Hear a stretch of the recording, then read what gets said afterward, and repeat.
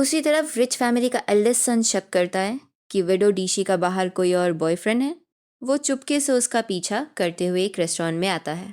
अंदर जाने पर उसे पता चलता है कि डीशी तो असल में यहाँ काम करने आती है। यह देखकर फैन होंग भी एकदम हैरान रह जाती है कि अरे ये मेरे ब्रदर इन लॉ यहाँ क्या कर रहे हैं। तो गांदा बहाना बनाते हुए कहता है कि वो बस यहाँ से गुजर रहा था और खाना खाने आ गया। तभी यहाँ पर पास खड़ा ड्राइवर फैन होंग को बड़ी प्यार से देख रहा होता है क्योंकि वो उस पर कब से क्रश खाए बैठा है। वो रोज़ फैन होंग की शिफ्ट में आता है और यहीं खाना खाता है ताकि उसके साथ थोड़ा और टाइम बिता सके। वो हिम्मत करके फैन होंग को डेट पर चलने के लिए पूछता है। यह देखकर तो एल्डेस्ट सन को भयंकर गुस्सा आ जाता है। वो सीधा फैन होंग को बाहर खींच लाता है और पूछता है कि तुम्हें काम करने की क्या ज़रूरत है? क्या तुम्हें अपने प्रेग्नेंट पेट की ज़रा भी फिक्र नहीं है? क्या तुम पैसों के लिए इतनी डेस्परेट हो? फैन होंग को पता था कि उसके काम करने से इस रिच फैमिली की इमेज खराब हो रही है, तो वो बस इतना कहती है कि रात होने दो, तुम्हें सारा सच पता चल जाएगा। फिर वो उसे एक पैकेट देती है और कहती है कि इसे बाद में चेयरमैन और मादम को दे देना। अब रात को फैन होंग अपना सारा सच बताने वाली थी कि वो असली डॉटर इन लॉ नहीं है, लेकिन तभी चेयरमैन बाहर से बुरी तरह ड्रंक होकर आते हैं। वो ठीक से खड़े भी नहीं हो पा रहे थे। तो मैडम कहती है कि जो भी बात है कल बताना। अपने कमरे में जाते ही फैन होंग के पेट में जोरों का दर्द होने लगता है। तभी घर की यंग मिस आकर उसके मुंह पर कुछ कपड़े फेंक कर मारती है और कहती है कि इन्हें जल्दी से आयन कर दो, कल पार्टी में पहनने हैं। ये देखकर एल्डेस्ट सन को बहुत गुस्सा आ जाता है। वो अपनी बहन पर चिल्लाता है कि तुम कुछ ज़्यादा ही नहीं कर रही हो क्या फैन होंग? तुम्हारे घर की नौकरानी है जो तुम हर काम उससे करवा रही हो। इनकी आवाज़ सुनकर मादम बाहर आ जाती है और उन्हें घर में चिल्लाने से मना करती है। इसके बाद तो यंग मिस फैन होंग से और भी ज़्यादा चिढ़ जाती है। वो फैन होंग को ताने मारते हुए कहती है कि तू तो एक पनौती है, जब से तू इस घर में आई है मेरा एक भी दिन सुकून से नहीं बीता। फैन होंग बेचारी डर जाती है और चुपचाप खड़ी उसकी सारी बातें सुनती रहती है। जब यंग मिस अपना सारा गुस्सा निकाल कर वापस कमरे में जाती है तो फैन होंग के पेट का दर्द इतना बढ़ जाता है कि वो ठीक से खड़ी भी नहीं हो पा रही थी। उसकी सिसकियाँ सुनकर एल्डेस्ट सन वहाँ आ जाता है। वो तुरंत एक सुई निकालता है ताकि उसके हाथों पर हल्का सा चुभाकर उसका दर्द कम कर सके। लेकिन हमारी 19 साल की प्रेग्नेंट फैन होंग तो सुई देखकर ही एकदम शॉक हो जाती है और डर के मारे कहती है कि नहीं नहीं, मैं ये खुद ही कर लूँगी, कहीं आप ज़्यादा ज़ोर से ना चुभा दे। ये सुनकर एल्डेस्ट सन हंसने लगता है और प्यार से उसके हाथ साफ करता है।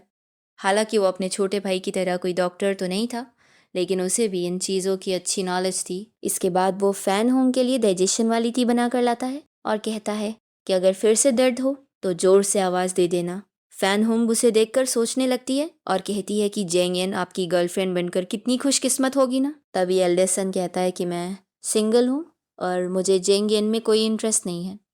यह सुनकर फैन होंग एकदम हैरान रह जाती है कि अरे इतना हैंडसम और केयरिंग लड़का सिंगल कैसे हो सकता है। तभी वो घबराते हुए कहती है कि मैंने तो बस ऐसे ही पूछ लिया था, मेरा कोई और मतलब नहीं था। उसी तरफ जब यंग मिस को पता चलता है कि उसके भाई ने इस पनौती फैन होंग की देखभाल की है तो वो डाइनिंग टेबल पर सबके सामने उसकी चुगली कर देती है कि फैन होंग तो बस बेचारी बनने का नाटक करती है। मैडम भी ये सुनकर शॉक हो जाती है कि उनका बड़ा बेटा फैन होंग की इतनी केयर क्यों कर रहा है। वो उसे वार्निंग देती है कि अपनी लिमिट में रहो।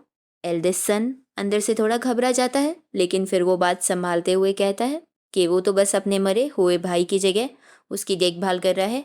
जब से फैन होंग इस घर में आई है वो नौकरों की तरह काम कर रही है और कोई उसकी फिक्र नहीं करता। सच तो ये था कि इस हैंडसम और रिच एल्डेस्ट सन को अपनी विडोड सिस्टर इन लॉ से प्यार हो गया था।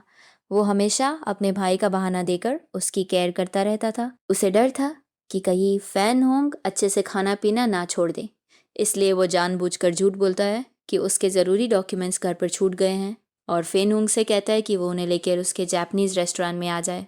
असल में उसने वहाँ के शेफ़ को पहले ही बोल रखा था कि फैन होंग के लिए एक बहुत ही हेल्दी पॉरेज बना कर रखे।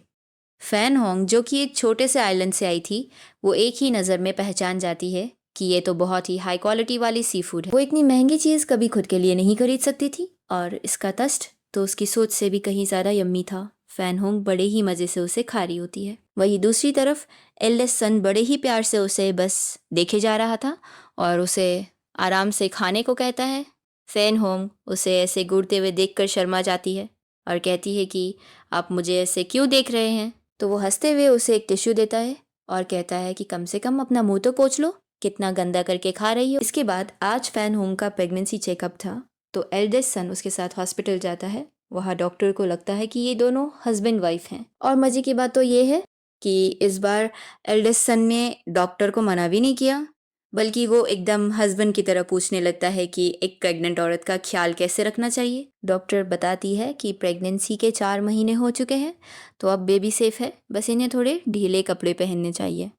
हॉस्पिटल से बाहर आते ही एल्डेस्ट सन फेन होंग को सीधा एक मॉल में ले जाता है और स्टाफ से कहकर उसके लिए मटर्निटी वाले कपड़े सेलेक्ट करने लगता है।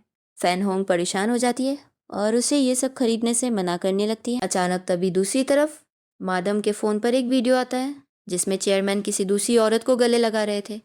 मादम का तो गुस्सा 7वें आसमान पर पहुंच जाता है और उन्हें पक्का शक हो जाता है कि उनके पति का बाहर चक्कर चल रहा है। वो तुरंत अपनी बहन को लेकर उन्हें रंगे हाथों पकड़ने निकल पड़ती है। इस वक्त चेयरमैन अपनी फीमेल जिम कोच के साथ बैठकर मज़े से आइसक्रीम खा रहे थे।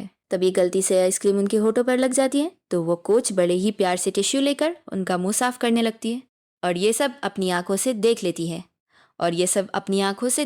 है। एल्डेस्ट सन के पास एक कॉल आता है कि उसकी मॉम घायल हो गई है। वो घबराकर तुरंत हॉस्पिटल के लिए गाड़ी घुमाता है। टेंशन में वो गाड़ी इतनी तेज चला रहा था कि उसने रेड लाइट भी नहीं देखी और अचानक जोर से ब्रेक मार देता है। ब्रेक लगते ही एल्डेस्ट सन एकदम से अपना हाथ फेन होंग को बचाने के लिए उसके सामने रख देता है। उसका ये कैरिंग टच देखकर फैन होंग के तो दिल की धड़कन ही तेज हो जाती है। एल्डेस्ट सन को भी रियलाइज़ होता है कि उसका ये रिएक्शन थोड़ा अजीब था, तो वो झट से सिचुएशन को नॉर्मल करने के लिए दूसरी बातों पर डिस्कशन शुरू कर देता है। हॉस्पिटल में पता चलता है कि मदम और उस फीमेल कोच के बीच भयंकर वाली कैट फाइट हो गई थी और दोनों को चोट आई है। चेयरमैन अपनी बीवी पर भड़कते हुए कहते हैं कि तुम्हारा तो दिमाग ही खराब है। मदम चिल्लाकर कहती है कि मुझसे झूठ मत बोलो, मेरे पास तुम्हारे उस औरत को गले लगाने का वीडियो है। तो चेयरमैन सफाई देते हुए कहते हैं कि अरे वो तो मैं मैच जीत गया था, इसलिए खुशी में मैंने उसे गले लगाया था, हमारा ऐसा कोई चक्कर नहीं है। मदम अंदर ही अंदर थोड़ी शॉक हो जाती है पर फिर भी बहस करने लगती है। चेयरमैन कहते हैं कि तुम अपनी फिक्र करो, वो कोच तुम पे कोर्ट केस करने वाली है और तुम्हारी कमर में चोट है तो तुम 1 महीने तक बिस्तर से नहीं उठ पाओगी। मदम गुस्से में कहती है कि उस चुड़ैल ने भी तो मुझे मारा है। तभी पास खड़ा उनका भाई उन्हें ताना मारते हुए बेइज्जत कर देता है। वो हंसते हुए कहता है कि अरे दीदी, उस बेचारी ने आपको कहाँ मारा, वो तो आप ही उस पे जंगली बिल्ली की तरह कूद पड़ी थी। सुनकर मैडम को और भी ज़्यादा गुस्सा आ जाता है। अगले दिन हमारी pregnant fan Hong eldest son के कमरे में जूस लेकर जाती है, लेकिन जैसे ही वो दरवाज़ा खोलती है वो एकदम शॉक रह जाती है। सामने एल्डेस्ट सन बिना शर्ट पहने आराम से सो रहा था। फैन होंग को कमरे में देखकर वो भी एकदम से उठ जाता है और शर्मिंदगी में जल्दी से खुद को ब्लैंकेट से ढक लेता है। वो घबराते हुए कहता है कि जूस वही टेबल पर रख दो। फैन होंग बेचारी शर्म के मारे लाल हो जाती है। वो जल्दी से गिलास वहीं छोड़कर बाहर भाग जाती है। अब एल्डेस्ट सन के बाद उसे अपनी सास की भी देखभाल करनी थी, जिनकी कमर टूटी हुई थी। तभी यंग मिस घर लौट कर आती है और आते ही अपनी माँ का हाल पूछने के बजाय ताना मारती है कि क्या आप सच में बीमार हैं या बस ड्रामा कर रही है। ये सुनकर तो मैडम के होश ही उड़ जाते हैं। ये सुनकर तो पहली बार उन्हें एहसास होता है कि उनकी खुद की बेटी से ज़्यादा तो ये विडो डॉटर इन लॉ उनका ख्याल रख रही है। तभी अचानक से चेयरमैन का कॉल आता है और वो कहते हैं कि मैं तुमसे बात नहीं करना चाहता जब तक तुम माफ़ी नहीं मांगोगी, मैं ऑफिस में ही सोऊंगा। लेकिन हमारी मादम का ईगो भी कहाँ कम था। वो सीधा कह देती है कि ठीक है मत आओ, घर से जाना आसान है पर वापस आना बहुत मुश्किल। रात के वक्त फेन होंग मैडम के पास बैठकर उनके पैर दबा रही थी। एल्डेस्ट सन उसे कहता है कि तुम जाकर सो जाओ, मैं मॉम का ख्याल रख लूँगा। लेकिन फेन होंग कहती है कि नहीं, आदमियों को यह सब काम ठीक से नहीं आते, मैं ही कर लूँगी। यह सुनकर एल्डेस्ट सन का दिल पिघल जाता है कि फेन होंग सच में कितनी अच्छी है। फिर वो गुस्से में अपनी बहन के कमरे में जाता है और उसे भयंकर डांट लगाता है कि तुम्हें शर्म नहीं आती, एक प्रेग्नेंट औरत तुम्हारी बीमार माँ की देखभाल कर रही है और तुम यहाँ आराम से बेड पर लेटकर चेहरे पर फेस मास्क लगा रही हो। यंग मिस को यह सुनकर भयंकर गुस्सा आ जाता है। वो अपने भाई पर चिल्लाती है कि मेरी कंपैरिजन उस पनौती से मत करो। अगर वो हमारे छोटे भाई के साथ से फिशिंग पर नहीं जाती तो आज मेरा भाई जिंदा होता। दूसरी तरफ सुबह होने वाली थी। पूरी रात मैडम की देखभाल करते करते फेन होंग इतनी थक चुकी थी कि वो बेड के पास ही सो जाती है। जब मैडम की आँख खुलती है तो वो अपनी इस बहू को यूं सोता हुआ देखकर बहुत इमोशनल हो जाती है। पहले तो वो फेन होंग से नफरत करती थी कि एक गरीब घर से आई है, लेकिन अब उन्हें समझ आ गया था कि असल में ये कितनी साफ दिल की लड़की है। वो बड़े ही प्यार से अपना हाथ फेन होंग के बालों पर फेरने लगती है। मादम उसे प्यार से डांटते हुए कहती है कि तुम कितनी पागल हो, अपने कमरे में जाकर सो क्यों नहीं गई। फेन होंग मुस्कुराते हुए कहती है कि मुझे आपकी फिक्र हो रही थी। इसके बाद वो उठकर पूरे घर के लिए ब्रेकफास्ट बनाने चली जाती है। फैन होंग के दिल में इस फैमिली के लिए बहुत रिस्पेक्ट थी। उसे लगता था कि काम करने से ही उसकी गिल्ट थोड़ी कम होगी। अब उसे इस बात की भी टेंशन थी कि चेयरमैन ने ऑफिस में कुछ खाया होगा या नहीं, तो वो उनके लिए खाना पैक करके सीधा उनके ऑफिस पहुंच जाती है। चेयरमैन उसका लाया हुआ खाना देखकर हैरान रह जाते हैं कि इतनी छोटी सी उम्र में ये इतना टेस्टी खाना कैसे बना लेती है। वो दुखी होते हुए कहते हैं कि मैं तो अपनी लाइफ में पूरी तरह फेल हो गया हूँ। बच्चों की तो बात ही छोड़, मेरी बीवी ने तो पिछले 30 सालों से किचन में कदम तक नहीं रखा है। फैन होंग उन्हें समझाती है कि आप मादम से नाराज मत होइए, आप दोनों एक दूसरे से बहुत प्यार करते हैं। लेकिन चेयरमैन कहते हैं कि मैं अब थक चुका हूँ। तुम्हारी मादम इस उम्र में भी मुझ पर शक करती है। उनके शक की वजह से मैं किसी औरत से बात तक नहीं कर पाता। तो फैन होंग मुस्कुराते हुए कहती है कि झगड़ा तो उसी से होता है जिससे हम प्यार करते हैं। वो इमोशनल होकर कहती है कि मुझे तो आप लोगों की लाइफ देखकर जलन होती है। बचपन से मेरे पापा नहीं थे और मेरी माँ दिन रात काम में लगी रहती थी। मैं अकेले कमरे में बहुत डर जाती थी। उसकी ये दुख भरी बातें सुनकर चेयरमैन को इस बच्ची पर बहुत तरस आता है। दूसरी तरफ घर में यंग मिस बाहर जाने के लिए तैयार हो रही थी और चिल्ला रही थी कि वो पनौती फैन होंग कहाँ मर गई, अभी तक लौटकर क्यों नहीं आई। ये सुनकर मादम को अपनी बेटी पर इतना गुस्सा आता है कि वो चिल्लाकर कहती है कि तेरे जैसे बच्चे पैदा करने का क्या ही फायदा, तुझे अपनी माँ की देखभाल करने में मौत आ रही है। वो अपनी बेटी को जबरदस्ती पकड़कर कहती है कि चल मुझे वॉशरूम तक लेकर जा। तभी दरवाज़ा खुलता है और फेन होंग अंदर आ जाती है। अब रात के वक्त फेन होंग अपने कमरे में बैठी अपनी सगाई की अंगूठी को देख रही थी। वो सोचने लगती है कि इस रिच फैमिली ने उसे कितना प्यार दिया है। अब वो उनसे और झूठ नहीं बोल सकती थी। वो सीधा हिम्मत करके मैडम के कमरे में जाती है और उनके सामने घुटनों के बल बैठ जाती है। वो ज़मीन पर रोते हुए मदम से माफ़ी मांगने लगती है और उन्हें अपना सारा सच बताने ही वाली थी कि उसके पेट में पल रहा बच्चा उनके परिवार का वारिस नहीं है। लेकिन इससे पहले कि वो अपनी बात पूरी कर पाती, घर छोड़कर गए चेयरमैन वापस आ जाते हैं। मैडम को लगता है कि उनके पति हार मानकर वापस आ गए हैं, तो वो फैन होंग की बातों पर ध्यान ही नहीं देती और अकड़ते हुए पूछती है कि तुम वापस क्यों आए। लेकिन तभी चेयरमैन ऐसा जवाब देते हैं जिससे सुनकर उनके पैरों तले ज़मीन खिसक जाती है। मैडम को तो अपने कानों का यकीन ही नहीं हो रहा था कि जो पति हमेशा उनकी हर बात मानता था वो आज उनसे डिवोर्स मांग रहा है। चेयरमैन भी अब बर्दाश्त करने के मूड में नहीं थे। वो चिल्लाते हुए कहते हैं कि मैंने तुम्हारे साथ 30 साल गुजार दिए, लेकिन तुमने कभी मेरी रिस्पेक्ट नहीं की। तुम हर छोटी बात पर शक करती हो और बवाल खड़ा कर देती हो। तुम्हारे साथ मैंने एक दिन भी सुकून से नहीं जिया है और अब मैं अपनी बाकी की लाइफ ऐसे नरक में नहीं बिताना चाहता। अंदर से तो मैडम की हालत ख़राब हो गई थी, लेकिन अपना झूठा एटीट्यूड दिखाते हुए वो डिवोर्स के लिए हाँ कह देती है। यह सब देखकर फेन होम तो परेशान हो जाती है कि हे भगवान, जब भी मैं सच बताने जाती हूँ इस घर में कोई ना कोई भयंकर कलेश हो ही जाता है। अगले दिन फैन होम अपनी सास को ऑफिस लेकर जाती है क्योंकि अब उनकी कमर का दर्द थोड़ा ठीक था। मैडम का बिहेवियर अब फैन होम के लिए एकदम बदल चुका था। वो हर ऑफिस स्टाफ के सामने उसकी तारीफ कर रही थी कि उन्हें कितनी संस्कारी और अच्छी बहू मिली है। अब वो दुनिया वालों से फैन होम की आइडेंटिटी नहीं छुपा रही थी। घर लौटते वक्त फैन होम की मुलाकात एल्डेस्ट सॉन से हो जाती है। जब उसे पता चलता है कि फैन होम ने कुछ नहीं खाया है तो वो उसे एक शानदार रेस्टोरेंट में लेकर जाता है। लेकिन तभी अचानक वहाँ जैंगियन भी आ जाती है। फैन होम को लगता है कि उसका यहाँ रहना ठीक नहीं है, तो वो जल्दी से उठकर जाने लगती है। लेकिन तभी एल्डेस्ट सन उसका हाथ पकड़कर उसे ज़बरदस्ती वापस कुर्सी पर बिठा देता है और कहता है कि तुम हमारे साथ ही खाओगी। दूसरी तरफ जेंगियन दूर से ये सब देखकर भड़क जाती है कि उसका क्रश किसी और लड़की की इतनी केयर क्यों कर रहा है। दूसरी तरफ फैन होम ये देखकर एकदम हैरान रह जाती है कि जूही यानी एल्डेस्ट सन को उसकी इतनी परवाह है। वो दोनों चुपचाप कांगा होकर खाना खाते हैं। खाने के बाद जूही फैन होम को उसके रेस्टोरेंट वापस छोड़ देता है और कहता है कि रात को वो उसे लेने आ जाएगा। अब रात होने वाली थी और रेस्टोरेंट के मालिक को किसी काम से जल्दी जाना पड़ता है, लेकिन अभी भी कुछ कस्टमर बैठे थे।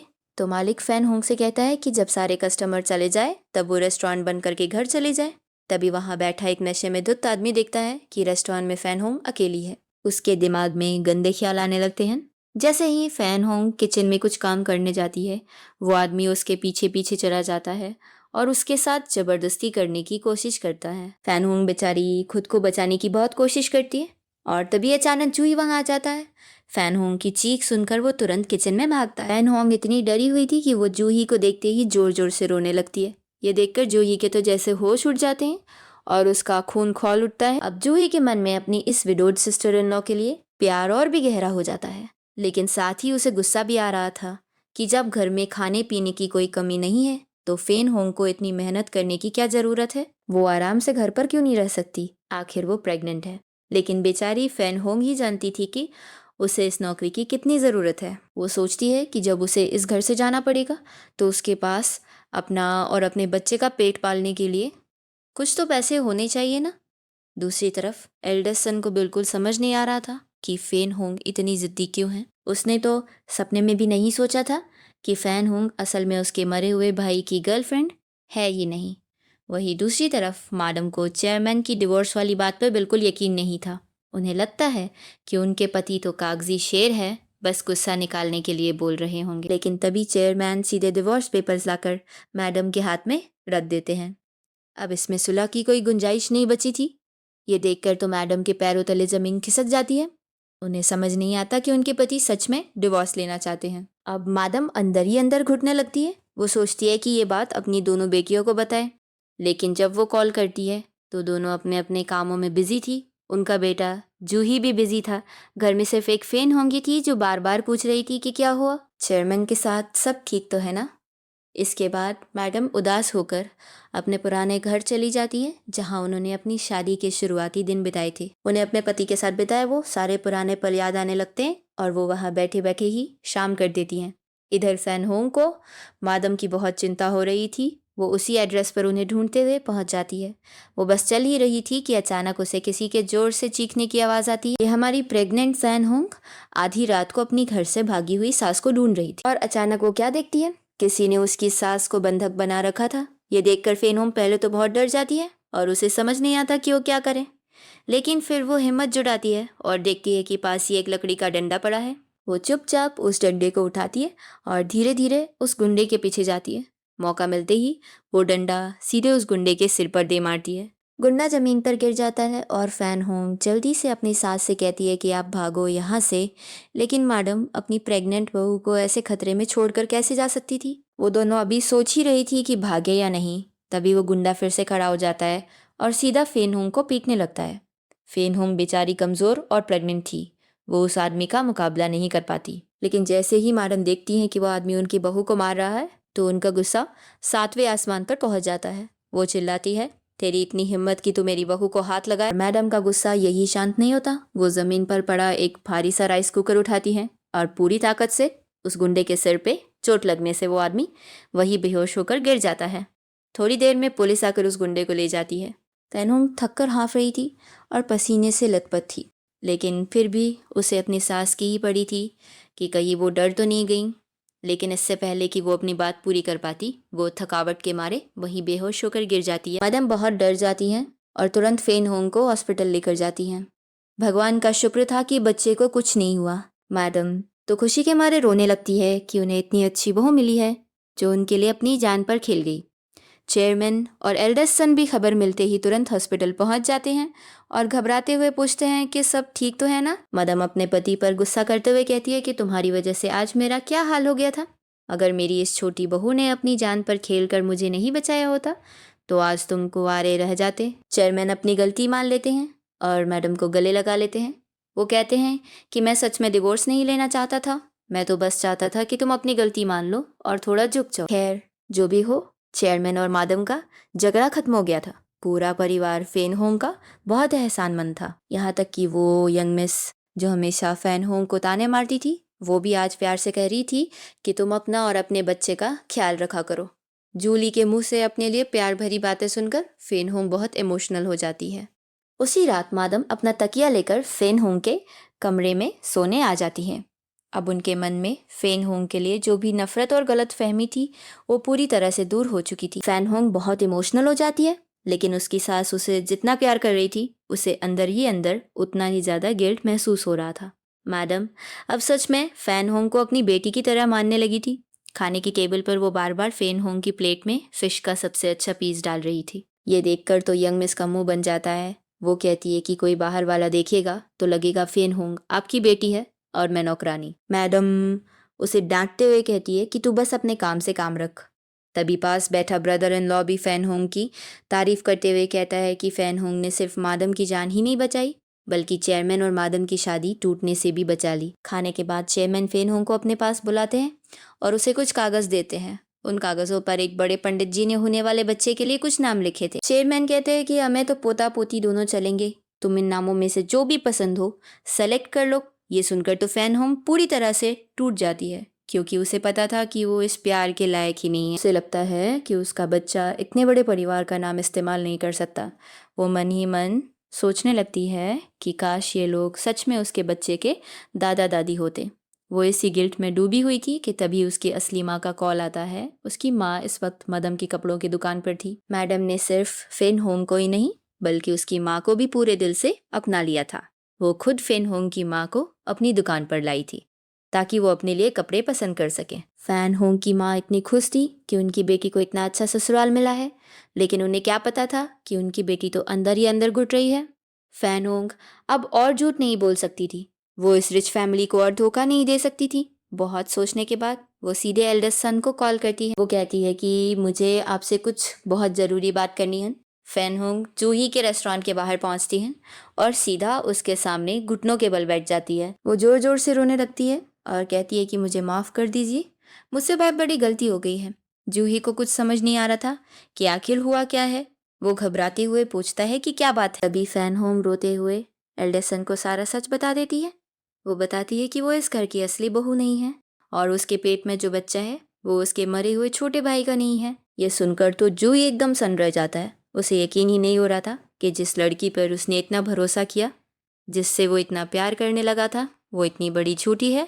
उसने इतना बड़ा झूठ बोलकर पूरे परिवार को धोखा दिया। जूही गुस्से में पूछता है कि जब तुमने इतना बड़ा झूठ बोल ही दिया था तो अब सच क्यों बता रही हो। मेरे मोन डैड तुमसे कितना प्यार करते हैं, फिर अब सब कुछ खराब क्यों कर रही हो। फैन होंग रोते हुए कहती है कि मैं अब और धोखा नहीं दे सकती, मेरा ज़मीर मुझे खाए जा रहा है, लेकिन मैं चेयरमैन और मादम को ये सच नहीं बता सकती थी, इसलिए मैंने सबसे पहले आपको बताया। फैन होंग को एहसास हो गया था कि उसने बहुत बड़ा पाप किया है और अब कोई भी सफाई उसके गुनाह को कम नहीं कर सकती। वो बस ज़मीन पर सिर रखकर बार बार माफ़ी मांग रही थी। हमेशा शांत रहने वाले जूही का गुस्सा भी आज बेकाबू हो चुका था। फैन होंग रोते हुए रेस्टोरेंट से बाहर भाग जाती है। उसे समझ नहीं आ रहा था कि वो इस पाप की सज़ा कैसे भोगे। जब वो प्रेग्नेंट हुई थी तो उसका बॉयफ्रेंड उसे छोड़कर भाग गया था और वो दर दर की ठोकरें खा रही थी। मजबूरी में उसने इस झूठ का सहारा लिया था, लेकिन अब उसने उस परिवार को धोखा दिया था जिसने उसे इतना प्यार दिया। दूसरी तरफ मैडम ने फैन होंग की माँ को बड़े प्यार से अपने घर बुलाया था।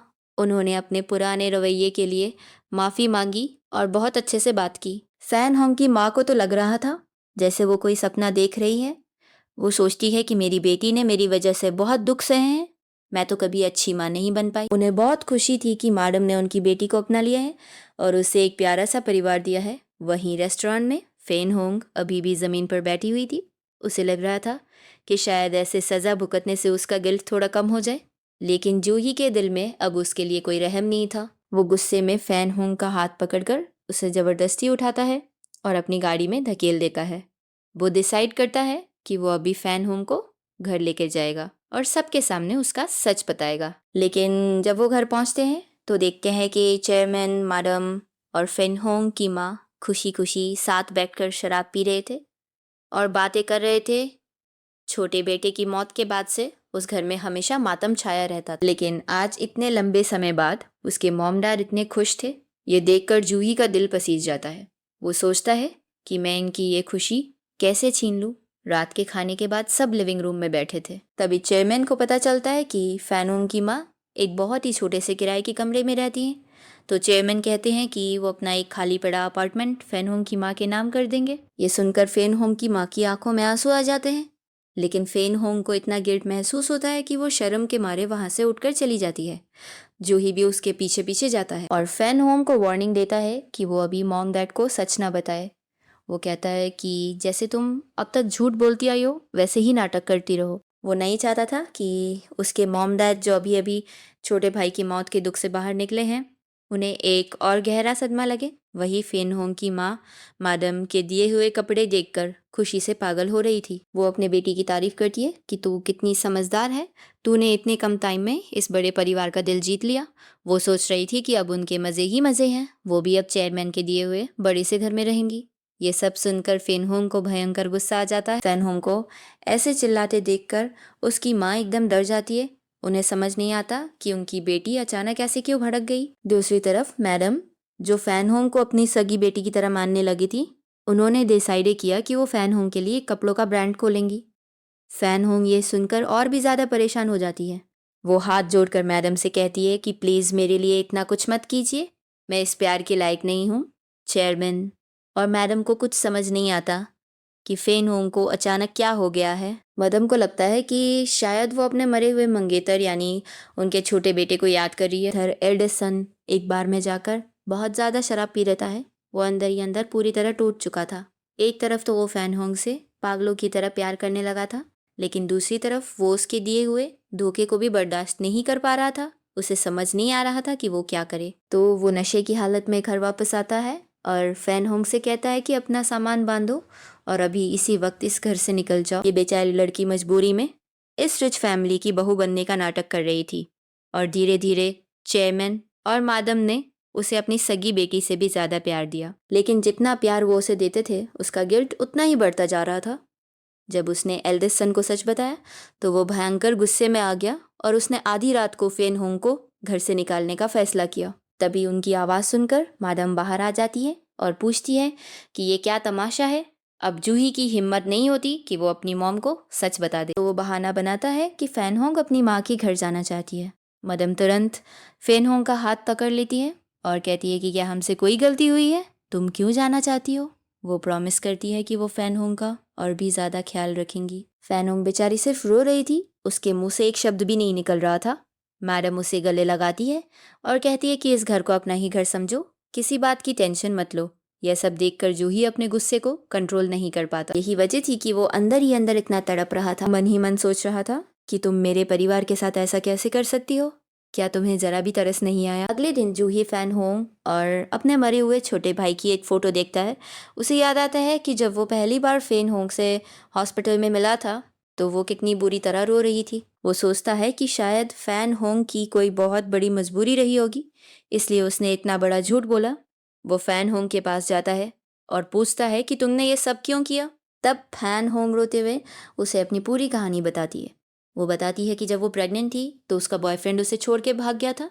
वो हॉस्पिटल में अपना बच्चा गिराने गई थी, लेकिन डॉक्टर ने मना कर दिया और जब उसकी माँ को ये बात पता चली तो उन्होंने उसे घर से बाहर निकाल दिया था। असल में फैन होंग की माँ को गलतफहमी हो गई थी कि फैन होंग के पेट में पल रहा बच्चा डॉक्टर ली का है, लेकिन किस्मत का खेल तो देखो, डॉक्टर ली की एक सी एक्सीडेंट में मौत हो जाती है। वहीं दूसरी तरफ कोई फैन होंग की माँ को धोखा देकर उनके सारे पैसे लेकर विदेश भाग जाता है।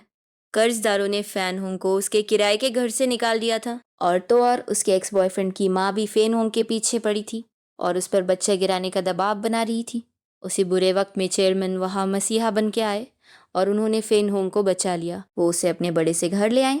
उस वक्त फैन होंग को बस एक सिर छुपाने की जगह चाहिए थी और अपने एक्स बॉयफ्रेंड की माँ से बचना था, इसलिए डर और मजबूरी में उसने इस गलत फहमी को सच मान लिया। फैन होंग जानती थी कि उसने बहुत नीच काम किया है। वो एक ऐसे झूठ के भंवर में फंस चुकी थी जहाँ से निकलना नामुमकिन था। उसने कई बार सच बताने की कोशिश भी की थी, लेकिन हर बार डर की वजह से वो पीछे हट जाती थी। फैन होंग की ये पूरी कहानी सुनकर एल्डेस्ट सन जूही का दिमाग सुन्न हो जाता है। पूरे दिन उसके मन में उथल पुथल मची रहती है। दिल कह रहा था कि वो फैन होंग को कभी माफ़ ना करे, लेकिन उसका दिमाग समझ पा रहा था कि फैन होंग ने ऐसा क्यों किया। बेचारी बिना पैसों के सड़क पे आ गई थी और इतनी कम उम्र में इतने बड़े बड़े धोखे सहे थे, शायद इसीलिए उसने डर कर ये गलत फैसला ले लिया था। वही दूसरी तरफ इन सब से अनजान मैडम फैन होंग को कॉल करती है और कहती है कि दुकान पर आकर अपने लिए मर्टर्निटी क्लोथ्स ट्राई कर ले। मैडम के फ़ोन रखने के तुरंत बाद ही दुकान में एक बहुत ही वीआईपी कस्टमर आती है। दुनिया सच में कितनी गुल है ना। वो कस्टमर कोई और नहीं बल्कि फैन होंग भी नीचे आ चुकी थी। उसे कुछ नहीं पता था और वो आराम से दुकान में चली जाती है। फैन होंग जो रिच फैमिली की झूठी बहू बनी हुई थी, वो सीधे अपने एक्स बॉयफ्रेंड की माँ के पास से गुजरती है। फैन होंग के हाथों में मैडम के दिए हुए कपड़े थे और वो अपनी परेशानियों में इतनी खोई हुई थी कि उसने उस औरत पर ध्यान ही नहीं दिया। लेकिन उस अमीर औरत ने सैनहोंग को तुरंत पहचान लिया। सैनहोंग कपड़े लेके घर जाने के बजाय सीधा जूही के रेस्टोरेंट पहुंच जाती है। वो जूही के पास जाती है और कहती है कि अब वो अपने सास ससुर का सामना नहीं कर सकती, वो उन्हें और धोखा नहीं दे सकती। वो बस जल्द से जल्द सच बताकर इस झूठ से आज़ाद होना चाहती है। लेकिन जूही उसे मना कर देता है। वो कहता है कि पहले तो तुम इतनी अच्छी एक्टिंग कर रही थी, अब अचानक क्या हो गया। फेन होंग ने कभी सपने में भी नहीं सोचा था कि इस रिच फैमिली में आकर उसे इतना प्यार मिलेगा। बचपन से उसने अपनी माँ के साथ गरीबी देखी थी, जो बस बार में गाना गाती थी और शराब बेचती थी। उसकी माँ ने कभी उसे इतना प्यार नहीं दिया था, लेकिन इस परिवार में आके उसे वो प्यार मिला जो उसने कभी महसूस नहीं किया था। उसे एक सच्चे घर का एहसास हुआ था, इसलिए अब उसका ज़मीर उसे और धोखा देने की इजाज़त नहीं दे रहा था। दूसरी तरफ इन सबसे अनजान चेयरमैन फेन होंग की माँ को एक बहुत ही लग्जूरियस अपार्टमेंट में लेकर जाते हैं और कहते हैं कि वो आराम से यहाँ शिफ्ट हो जाएं। चेयरमैन उनसे कहते हैं कि आप कोई बर्डन फील मत कीजिए, ये घर आप फेन होंग की शादी का शगुन समझ लीजिए, क्योंकि वो हमारे मरे हुए बेटे की निशानी लेकर आई है। फेन होंग की माँ तो खुशी से पागल हो जाती है। भला किसे इतने अमीर समधी मिलते हैं जो चुटकी बजाते ही करोड़ों का घर गिफ्ट कर दे। उसी रात फेन होंग की माँ के पास एक कॉल आता है। कॉल करने वाला कोई और नहीं बल्कि फेन होंग का एक्स बॉयफ्रेंड जोंगी था। उसे नहीं पता था कि फेन होंग का फ़ोन अब उसकी माँ के पास है। वो सीधा कहता है कि मैं फेन होंग का क्लासमेट बोल रहा हूँ, प्लीज़ मुझे उसका नया नंबर दे दीजिए। और थोड़ी ही देर बाद घर में फ़ैन होंग के कमरे का लैंडलाइन बजने लगता है, लेकिन उस वक्त फ़ैन होंग कमरे में नहीं थी। फ़ोन की आवाज़ सुनकर पास से गुजर रही यंग मिस अंदर आती है और फ़ोन उठा लेती है। फ़ोन पर उस आदमी को इतनी आसानी से फ़ेन होंग बोलते सुनकर यंग मिस को तुरंत शक हो जाता है। वो पूछती है कि तुम कौन बोल रहे हो। आदमी समझ जाता है कि ये फ़ैन होंग नहीं है, तो वो तुरंत फ़ोन काट देता है। इस बात से यंग मिस का शक और पक्का हो जाता है कि पक्का फ़ैन होंग का इस आदमी के साथ कोई चक्कर चल रहा है। लेकिन फिर सोचती है कि बिना सबूत के बोलना ठीक नहीं होगा, इसलिए वो चुप रह जाती है। इधर एल्डेस्ट सन अंदर ही अंदर घुट रहा था। उसे पता था कि जितना वो इस सच को छुपाएगा उसके मॉम डैड को बाद में उतनी ही ज़्यादा तकलीफ होगी। लेकिन जैसे ही वो सोचता कि सच बताने के बाद फ़ेन होंग को इस घर से निकाल दिया जाएगा, तो उसका दिल बैठ जाता था। वो बहुत ज़्यादा शराब पीकर घर लौटता है। फ़ैन होंग उसे सहारा देकर कमरे में ले जाती है, लेकिन जैसे ही वो जाने लगती है, जूही उसका हाथ पकड़ लेता है। वो नशे में कहता है कि तुम मेरे दोस्तों को, मेरे परिवार को धोखा क्यों दे रही हो। अगली सुबह जब जूही का नशा उतरता है तो फ़ैन होंग से कहता है कि तैयार हो जाओ, आज हम मॉम डैड को सारा सच बता देंगे। शायद सच बताना ही सबके लिए अच्छा होगा। वही दूसरी तरफ फ़ैन होंग की माँ चेयरमैन के दिए हुए नए घर में पहुंच जाती है। चेयरमैन ने वहाँ बहुत सारा नया फर्नीचर भी भिजवाया था। वहाँ काम करने वाले मजदूर उन्हें बार बार मैडम कह के बुला रहे थे, जिसे सुनकर उनका सीना चौड़ा हो रहा था। वो सोच रही थी कि अब तो मैं अमीर बन गई हूँ, लेकिन उन्हें क्या पता था कि उनकी ये खुशी बस कुछ ही पलों की है। उधर मैडम की दुकान पर अचानक जोंगजी की माँ धमकती है। वो बिना कोई घुमा फिरा कर बात किए सीधा मदम को फ़ैन होंग का सारा कच्चा चिट्ठा खोल कर रख देती है। मैडम की तो जैसे दुनिया ही हिल जाती है। उन्हें उस औरत की बातों पर जरा भी यकीन नहीं हो रहा था। वो सोचती है कि मेरी इतनी अच्छी और संस्कारी बहू ऐसी कैसे हो सकती है। तो जोंगजी की माँ स्मर्क करते हुए कहती है कि आप खुद जाकर अपनी बहू से पूछ लीजिए। तभी दुकान में जूही और फ़ैन होंग आ जाते हैं। जैसे ही फ़ैन होंग अपने एक्स बॉयफ्रेंड की माँ को वहाँ देखती है, उसके तो जैसे होश ही उड़ जाती है। वो पत्थर की तरह वही खड़ी रह जाती है। लड़की अपने एक्स बॉयफ्रेंड के बच्चे की माँ बनने वाली थी, लेकिन इसने इस रिच फैमिली की बहू होने का नाटक किया। और जब वो खुद सच बताने वाली थी, तभी उसके एक्स बॉयफ्रेंड की माँ वहाँ पहुँच गई और उसने सबके सामने उसके बेटे का नाम भी ले लिया। ये सुनकर फ़ैन होंग डर के मारे बेहोश होने वाली थी। मैडम का दिल टूट चुका था, लेकिन फिर भी वो फ़ैन होंग को एक आखिरी मौका देना चाहती थी। वो पूछती है कि फ़ैन होंग, मुझे तुम्हारे मुंह से सच सुनना है, तुम्हारे पेट में ये बच्चा किसका है। फ़ैन होंग शर्म के मारे ज़मीन पर घुटनों के बल गिर जाती है और बस रोते हुए सॉरी सॉरी कहने लगती है। उसका ये जवाब सुनकर मैडम को तो जैसे सदमा लग जाता है। उन्होंने फ़ैन होंग को अपनी सगी बेटी से भी बढ़कर प्यार किया था और वो एक नंबर की धोखेबाज निकली। अमीर औरत फ़ैन होंग पर चिल्लाते हुए कहती है कि तुझे भगवान से डर नहीं लगता। मेरे बेटे का बच्चा पेट में लेकर तू इस घर की बहू बनने का नाटक कर रही है।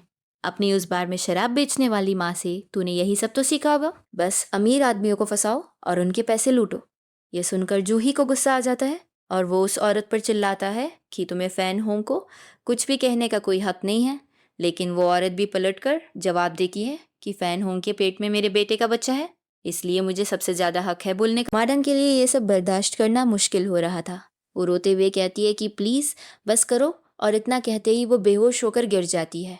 हॉस्पिटल में जब माडम को होश आता है तो वो गुस्से से पागल हो रही थी। वो फैन होंग पर चिल्लाती है कि निकल जा यहाँ से, झूठी कही की। उन्होंने चेयरमैन को भी सारा सच बता दिया। जो चेयरमैन हमेशा इतने शांत और खुशमिजाज रहते थे, उनका चेहरा भी गुस्से से लाल हो गया था। आखिरकार वो ही तो इस झूठी बहू को अपने घर लेकर आए थे। यंग मिस तो पहले से ही फैन होंग पर शक करती थी। गुस्से में वो अपना बैग उठाती है और फैन होंग को मारने के लिए दौड़ती है, लेकिन जूही उसे रोक लेता है और कहता है कि फैन होंग की कुछ मजबूरियां थी, इसलिए उसने ऐसा किया। मादम ये देखकर और भी ज़्यादा भड़क जाती है कि उनका बड़ा बेटा इस धोखेबाज लड़की की साइड ले रहा है। मादम गुस्से में आग बबूला हो रही थी। उनके मरे हुए छोटे बेटे का गम उनके लिए सबसे बड़ी कमजोरी था, और इस लड़की ने उसी बात का फ़ायदा उठाकर उनके सीने में खंजर घोंपा था। चेयरमैन की आंखों में भी आंसू थे। वो गुस्से में फैन होंग पर चिल्लाते हुए कहते हैं कि मेरी नज़रों से दूर हो जा। फैन होंग के पास कहने के लिए कुछ नहीं था। वो बस रोते हुए वहाँ से भाग जाती है। वो जानती थी कि एक दिन ऐसा होगा, लेकिन उसने कभी नहीं सोचा था कि ये सब इतना भयानक होगा। जो ही फैन होंग के पीछे पीछे आता है और उसे समझाता है कि अब तुम्हारे पास स्ट्रॉन्ग बनने के अलावा कोई ऑप्शन नहीं है।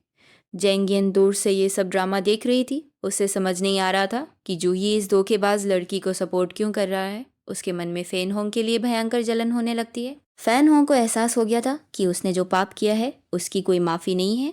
घुटने टेक कर माफ़ी मांगने के अलावा उसे कुछ समझ नहीं आ रहा था कि वो अपनी गलती कैसे सुधारे, वो कहाँ जाए, उसे कुछ समझ नहीं आ रहा था। फैन होंग रोते हुए कहती है कि मैंने बहुत बार सच बताने की कोशिश की थी, लेकिन हर बार कुछ ना कुछ ऐसा हो जाता था कि मैं बता नहीं पाई।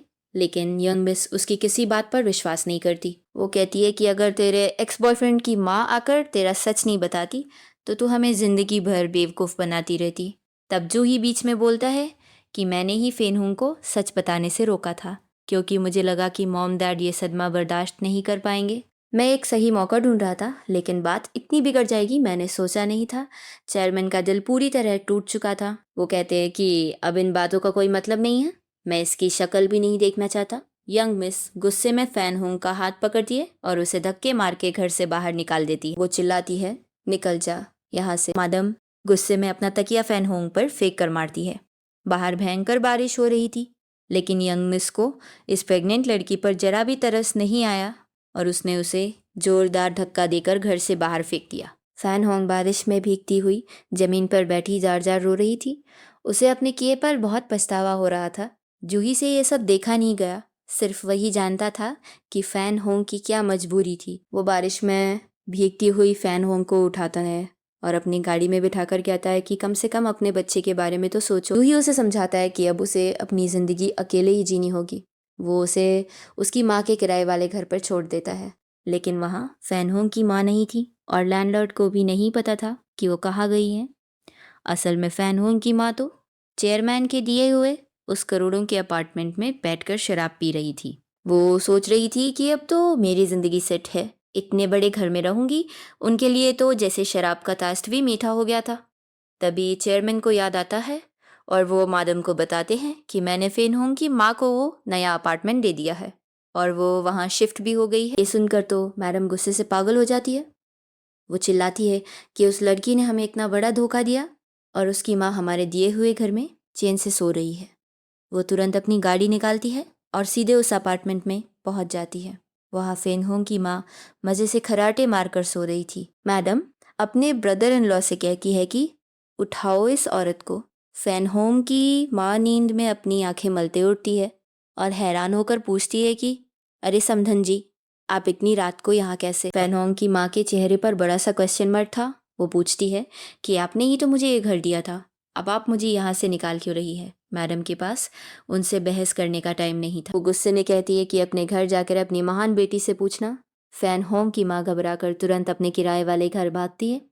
वो उसे हिला के उठाती है और पूछती है कि सच सच बता, तेरे पेट में ये बच्चा किसका है? क्या ये उस रिच फैमिली का नहीं है? फैन होंग अब और झूठ नहीं बोल सकती थी। वो रोते हुए सारा सच बता देती है। ये सुनकर फैन होंग की माँ के तो होश ही उड़ जाते हैं। वो सोच भी नहीं सकती थी कि उनकी बेटी ने इतना बड़ा झूठ बोला है। वो पूछती है कि तो फिर ये बच्चा किसका है। फैन होंग रोते हुए जोंग जी का नाम लेती है। जोंग जी का नाम सुनकर उसकी माँ के पैरों तले जमीन खिसक जाती है। वो जानती थी कि जोंग जी एक नंबर का प्लेबॉय है।